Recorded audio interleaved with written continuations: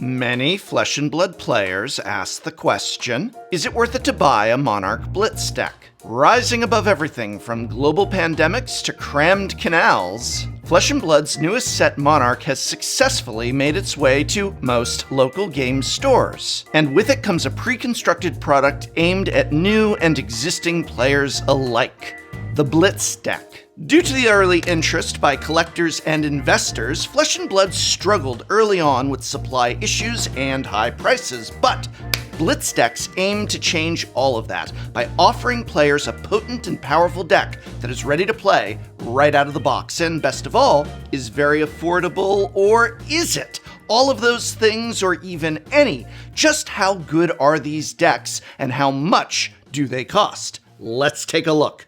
A Monarch Blitz deck contains the following. One completely playable out-of-the-box 40-card Blitz deck. Tournament ready and featuring one foil Young Hero single-faced card in rainbow foil, as well as one exclusive Mentor card. There's also a full art of the respective adult version of each hero's Blitz deck. These aren't found in booster packs, and while this isn't technically a Flesh and Blood card, it's a fun inclusion, and I've heard some people like to use it as a proxy of their hero token when playing casually. MSRP is $11.99 US, or at least that's the intent. So there's quite an interesting situation regarding the price on these. While the majority of cards in these decks are made up of new cards from Monarch and a nice selection of reprints from older sets, there are some exclusive things that can only be found in each Blitz deck, which means collectors and established players have reason to pick these up. How has that affected price? The biggest draw is that each deck has a unique Mentor card. These Mentor cards are awesome on so many levels. First and foremost, they really are great gameplay cards. If you're an established player who hasn't experienced what these do to a game of Flesh and Blood, wow, are you in for a treat. Personally, I love them. And I'm not just saying that because the Librarian was my preview card. Mentor cards also have a new art treatment and wild art, so collectors have reason to want them as well. And since they are only available in these Blitz decks, established players may want to pick up 2 or even 3 if they're playing pit matches, so some folks are going to go in and grab several of these decks for that reason alone. In addition to the Mentor cards, which can't be found anywhere else, each Blitz deck comes with a rainbow foil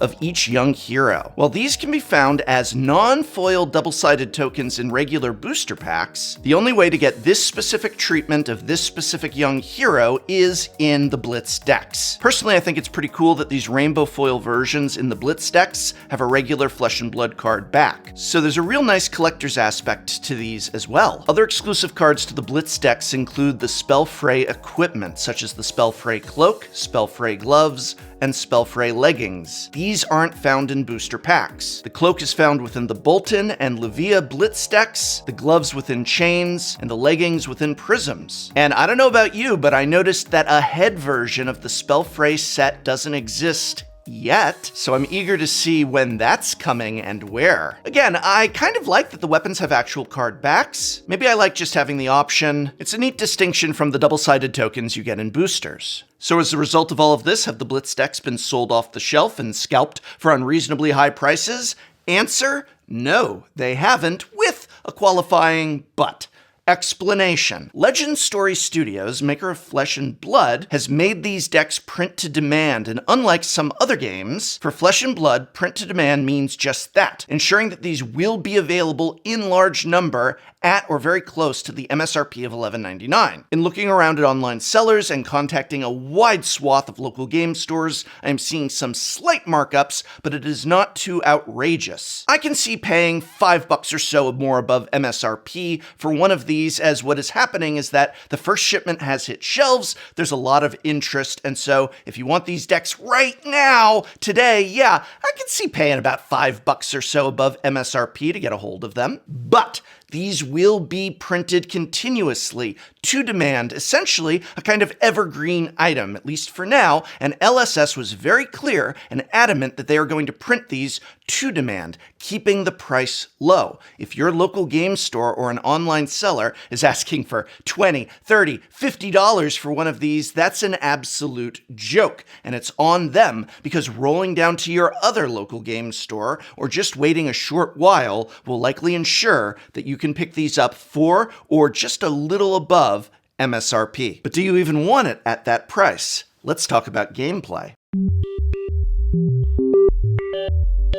The problem with a lot of pre-constructed decks in games like Pokemon and Magic the Gathering has been that they have seemingly random inclusions of cards that don't see competitive play. So a Pokemon-themed deck or the old Magic intro packs or Planeswalker decks could not hold a candle to the sort of deck an experienced player would be using at a tournament at their local game store. Now, while Blitz decks don't have much in the way of high-value cards, that should not be confused with not having highly playable cards. And in this area, they are very well constructed, using powerful commons and uncommons, and a few rares that will really carry well if you sit down to play against an experienced player. And this is just another great advantage about the Flesh and Blood game system. Flesh and Blood is one of the most balance-oriented game systems I've ever experienced. If you've played the Pokemon TCG, you know that one of its biggest problems is that once a player gains a certain level of advantage in a match, it's extremely difficult for the other player to recover.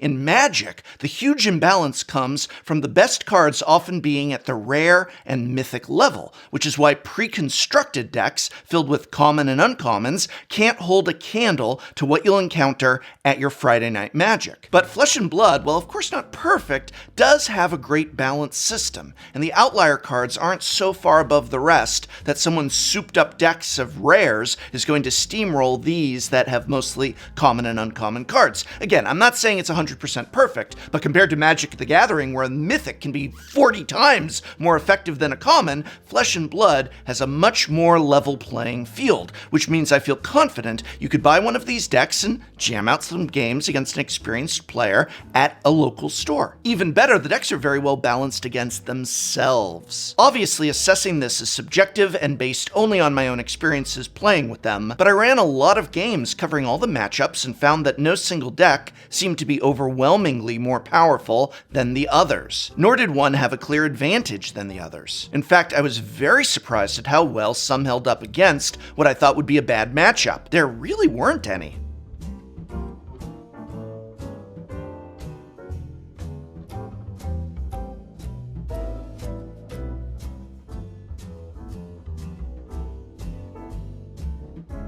This means that if you ask me which one of these is the most powerful so I can pick that one up, I'm just going to say to you, grab the one that interests you most. Or, better yet, grab two and jam some games with a friend. Final conclusion, a Flesh and Blood Blitz deck is the perfect starting point for anyone looking to begin the game. They are affordable, available, and well constructed enough for a new player to sit down and get games with an experienced friend. These decks are also very well balanced and can be played against each other for great practice and fun. There are many paths to upgrade, and so as a first purchase, these check every box. Experienced players can find value in these as well, specifically in the exclusive mentor cards and Rainbow Foil Young Heroes. The unlimited print run means financial value should stay within reason, and thus you should never have to pay more than perhaps a little over MSRP when picking one up. Grade is a solid, enthusiastic A, and in my evaluation, Monarch Blitz decks are the perfect gateway into Flesh and Blood, and still have some interest for established players. Do not pay high markups on these. They are print to demand. More are always coming. Do not do it.